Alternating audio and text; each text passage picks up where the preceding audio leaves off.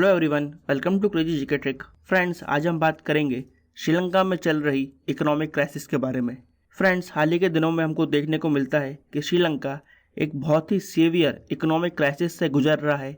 यहाँ पर श्रीलंका की मिनिस्ट्री ऑफ पावर ने ये बात अनाउंस की कि वो दिन में लगभग 7.5 से 8 घंटे तक पावर कट करेगा, क्योंकि इस वक्त कंट्री के पास इतने पैसे नहीं हैं कि वो ऑयल खरीद सके इलेक्ट्रिसिटी जनरेट करने के लिए। यहाँ पर यह स्थिति देखने को मिल रही है कि फ्यूल स्टेशन के बाहर लंबी लाइनें देखने को मिल रही हैं। हमको लोग राशन की दुकान के बाहर लंबी लाइनें लगा रहे हैं। यहाँ पर बस ओनर्स का कहना है कि वो आने वाले समय में अपनी बसेस को चलाना बंद कर देंगे, क्योंकि उनके पास इतना फ्यूल नहीं है।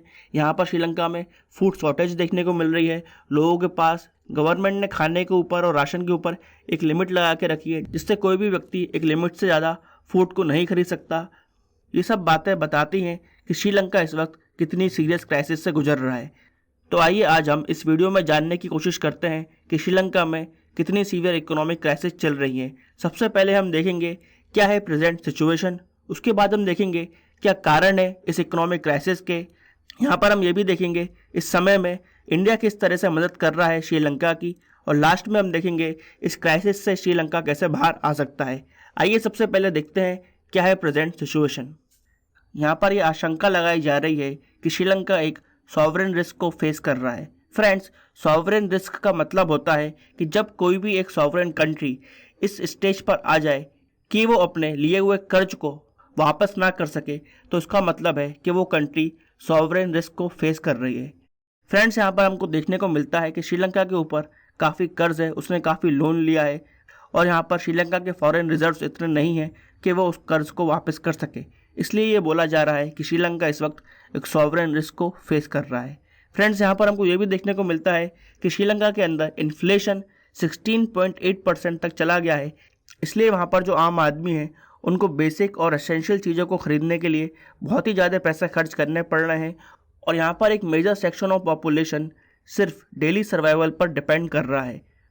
और अगर बात करें कि श्रीलंका के पास इस वक्त कितने फॉरेन रिजर्व्स हैं, तो यहाँ पर हमको देखने को मिलता है श्रीलंका के पास इस वक्त सिर्फ 2.31 बिलियन डॉलर्स के रिजर्व बचे थे फरवरी एंड तक, जो इस मार्च के महीने में धीरे धीरे और भी कम हो गए होंगे। तो एक तरफ तो श्रीलंका के पास सिर्फ 2.31 बिलियन डॉलर के फॉरेन रिजर्व्स हैं, और दूसरी तरफ उसको इसी साल लगभग 7 बिलियन डॉलर का कर्जा चुकाना है, और ओवरऑल उसके ऊपर 45 बिलियन डॉलर का कर्जा है जो श्रीलंका को चुकाना है। तो फ्रेंड्स, ये बताता है कि श्रीलंका के पास पैसे बहुत कम है और कर्जा बहुत ज़्यादा है, इसलिए श्रीलंका एक बहुत ही सीवियर इकोनॉमिक क्राइसिस को फेस कर रहा है। फ्रेंड्स, इसी वजह से श्रीलंका एक बैलेंस ऑफ पेमेंट क्राइसिस को भी फेस कर रहा है। Friends, balance of payment crisis का मतलब होता है जब कोई कंट्री एक्सपोर्ट कम करती है, इंपोर्ट ज़्यादा करती है, तो उसका इंपोर्ट बिल बढ़ता है, एक्सपोर्ट बिल कम होता है। इस वजह से ये होता है कि इंपोर्ट करते वक्त उसको डॉलर्स में पैसे खर्च करने पड़ते हैं इंटरनेशनल मार्केट में, तो उसका खर्चा डॉलर्स में होता है, जिससे उसके फॉरेन रिजर्व्स पर और भी असर पड़ता है, और कंट्री इंपोर्ट और एक्सपोर्ट करते वक्त भी और नेगेटिव होती चली जाती है। इसी वजह से श्रीलंका का जो रुपी है वो भी डेप्रिशिएट हो रहा है, उसकी वैल्यू धीरे धीरे कम होती चली जा रही है। और हाल ही की बात करें तो $1 में आपको लगभग 250 से 300 श्रीलंकन रुपीस मिल जाएंगे, जो दिखाता है कि श्रीलंका की करेंसी कितनी गिर चुकी है। इस बैलेंस ऑफ पेमेंट क्राइसिस की वजह से ही श्रीलंका के पास आज इतने डॉलर्स नहीं हैं कि वो ऑयल खरीद सके, और बाकी जो बेसिक नेसेसिटीज़ के सामान है जैसे कि फूड, उसको इंटरनेशनल मार्केट से खरीद सके। और इन्हीं कारणों की वजह से श्रीलंका में इन्फ्लेशन बढ़ता चला जा रहा है, जिसका असर हमको श्रीलंका के आम नागरिकों पर देखने को मिलता है। फ्रेंड्स, ये तो थी प्रेजेंट सिचुएशन श्रीलंका की। आइए अब हम देखते हैं श्रीलंका इस सिचुएशन तक कैसे पहुंचा, क्या कारण है जिस वजह से श्रीलंका में ये इकोनॉमिक क्राइसिस आई। यहाँ पर सबसे बड़ा कारण है स्ट्रक्चरल वीकनेस। श्रीलंका की इकोनॉमी के जो बेसिस हैं, जो फंडामेंटल्स हैं, उनमें हमको वीकनेस देखने को मिलती है, तभी श्रीलंका इतनी बड़ी इकोनॉमिक क्राइसिस फेस कर रहा है।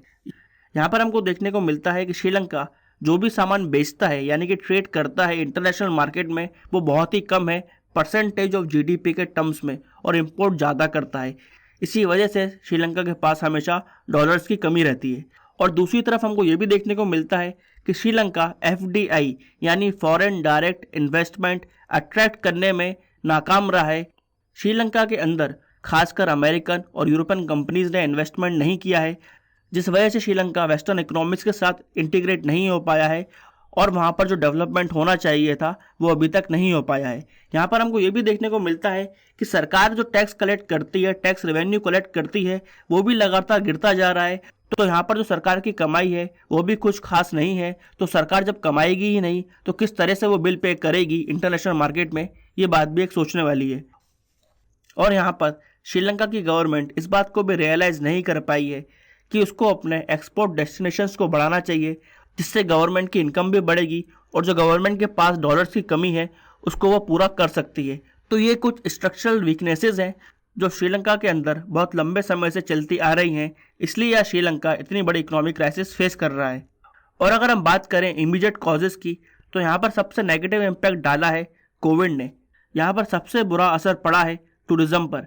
श्रीलंका लगभग $4 बिलियन कमाता था टूरिज़्म से, और कोविड के चलते पिछले 2 सालों में उसको ये $4 बिलियन का लॉस हुआ है, क्योंकि टूरिज़्म सेक्टर एकदम बंद हो गया।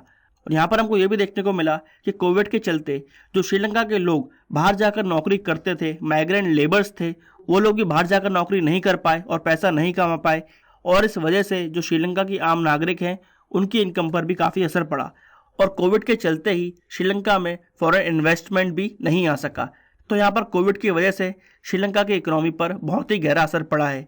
कोविड का असर तो एक तरफ था ही था, मगर यहाँ पर जो गवर्नमेंट की इकोनॉमिक पॉलिसी थी उसमें भी कुछ फ्लॉज थे, कुछ कमियाँ थीं, जिस वजह से हमको ये क्राइसिस देखने को मिलती है। यहाँ पर गवर्नमेंट ने पॉपुलिस्टिक मेजर्स को अपनाना चालू करा, जहाँ पर उसने इकोनॉमिक फंडामेंटल्स पर ध्यान नहीं दिए, बल्कि उसने जनता को लुभावने वादे किए। यहाँ पर गवर्नमेंट ने टैक्स कट करने की बात करी, वैसे ही गवर्नमेंट की इनकम टैक्स रेवेन्यू से काफ़ी कम है, और टैक्स कट करने की वजह से गवर्नमेंट की इनकम यहाँ पर और भी कम हो गई। दूसरा मेजर डिसीजन जो गवर्नमेंट ने लिया वो ये था कि गवर्नमेंट ने बोला कि अब वो श्रीलंका के एग्रीकल्चर को पूरा ऑर्गेनिक फार्मिंग की तरफ शिफ्ट करेगा।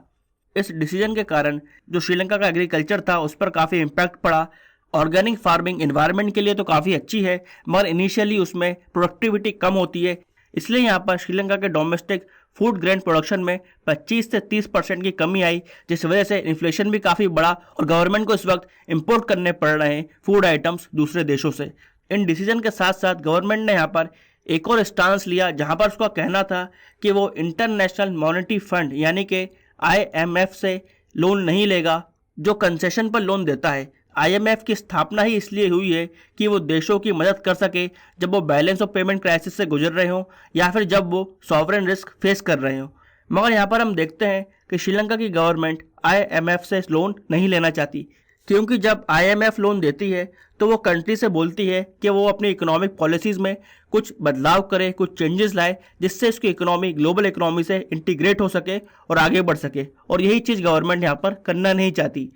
इसलिए हम देखते हैं श्रीलंका ने फिर चाइना से लोन लेना चालू किया, और चाइना यहाँ पर 6.5% तक इंटरेस्ट लेती है लोन में, जो काफ़ी हाई है इंटरनेशनल मार्केट में। क्योंकि अगर श्रीलंका वर्ल्ड बैंक IMF से अगर लोन लेती है तो उसको यहाँ पर लोन रिपेमेंट करने के लिए भी 25 से 40 साल मिलते हैं, और उसको इंटरेस्ट भी सिर्फ 1% के आसपास पे करना पड़ता है। इस पॉलिसी की वजह से ही हमको देखने को मिलता है कि श्रीलंका के ऊपर इतना कर्ज बढ़ता चला जा रहा है। चाइना के अलावा श्रीलंका ने यहाँ पर और भी कर्ज उठाया सॉवरेन बॉन्ड्स के थ्रू। फ्रेंड, सॉवरेन बॉन्ड्स एक कमर्शियल बोरिंग होती है जो कोई भी कंट्री इशू कर सकती है। यहाँ पर इस बॉन्ड को आप डोमेस्टिक करेंसी में या फॉरेन करेंसी में इशू कर सकते हैं। जब भी किसी कंट्री की गवर्नमेंट को कर्ज लेना होता है तो वो सॉवरेन बॉन्ड को इशू करता है।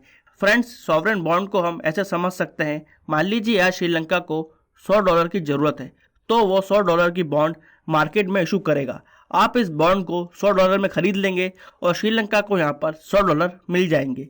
तो इस तरीके से गवर्नमेंट को पैसे मिल जाते हैं। मगर यहाँ पर जिसने बॉन्ड खरीदी है उसको ये फ़ायदा होता है कि गवर्नमेंट उसको ये $100 तो वापस करेगी आने वाले टाइम में, साथ साथ उस पर इंटरेस्ट भी देगी।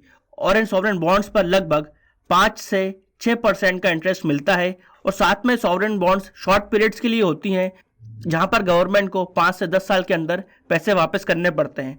और यहाँ पर हमको ये बात नोट करना चाहिए कि श्रीलंका के ऊपर जितना भी कर्जा है उसमें से 56% कर्जा सॉवरेन बॉन्ड्स का ही कर्जा है। फ्रेंड्स, ये सब बातें बताती हैं कि श्रीलंका की गवर्नमेंट ने कुछ मेजर इकोनॉमिक पॉलिसी ब्लंडर्स करे हैं, जिस वजह से श्रीलंका इस वक्त इतनी सीवियर इकोनॉमिक क्राइसिस को फेस कर रहा है। आइए अब हम देखते हैं इंडिया किस तरह से मदद कर रहा है इस वक्त श्रीलंका की।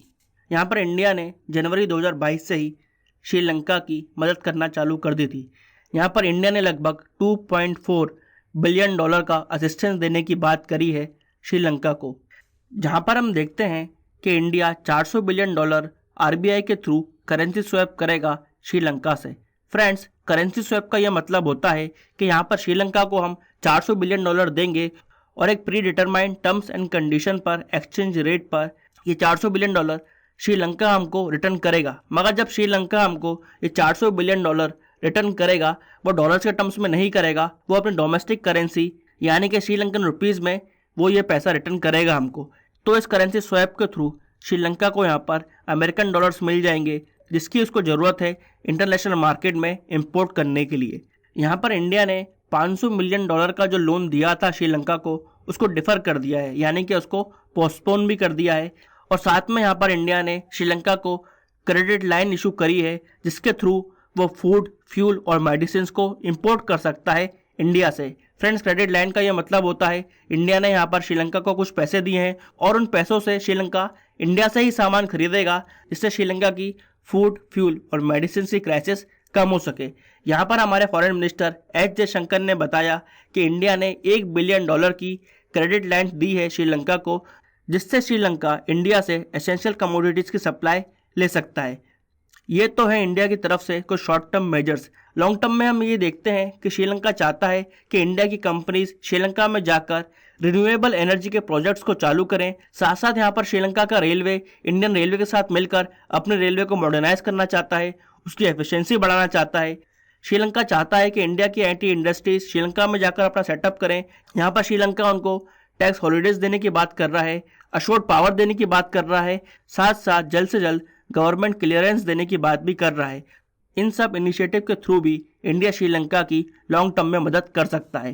फ्रेंड्स, यहाँ पर हमने देखा इंडिया किस तरह से हेल्प कर रहा है श्रीलंका की। आइए अब हम देखते हैं ओवरऑल किस तरीके से श्रीलंका इस इकोनॉमिक क्राइसिस से आगे बढ़ सकता है। यहाँ पर सबसे पहले शॉर्ट टर्म में तो श्रीलंका के ऊपर जो कर्जा है, जो एक्सटर्नल डेट है, उसको धीरे धीरे रिशेड्यूल करना पड़ेगा शॉर्ट टर्म में। यानी कि यहाँ पर श्रीलंका को नेगोशिएट करना चाहिए उन कंट्रीज से जिससे उसने लोन लिया है, और वहाँ पर वो उन कंट्रीज से एक लंबा समय मांगे इस लोन को पे करने के लिए, अपना इंटरेस्ट रेट को कम करने की डिमांड करे, जिससे श्रीलंका के ऊपर जो फॉरेन डेट का बर्डन है धीरे धीरे कम हो। और सबसे इम्पॉर्टेंट बात जो श्रीलंका के लिए यहाँ पर रहेगी वो यह है कि श्रीलंका की गवर्नमेंट इस बात को रियलाइज़ करे कि उसकी जो इकोनॉमिक क्राइसिस है वो इसलिए है क्योंकि उसके फंडामेंटल्स इकोनॉमी को लेकर काफ़ी ख़राब है। यहाँ पर श्रीलंका को कुछ स्ट्रक्चरल चेंजेस करने पड़ेंगे अपनी इकोनॉमिक पॉलिसीज़ में और अपने इकोनॉमिक स्ट्रक्चर्स में, और ऐसा करने से ही श्रीलंका की इकोनॉमी आने वाले समय में इस क्राइसिस से आगे बढ़ पाएगी।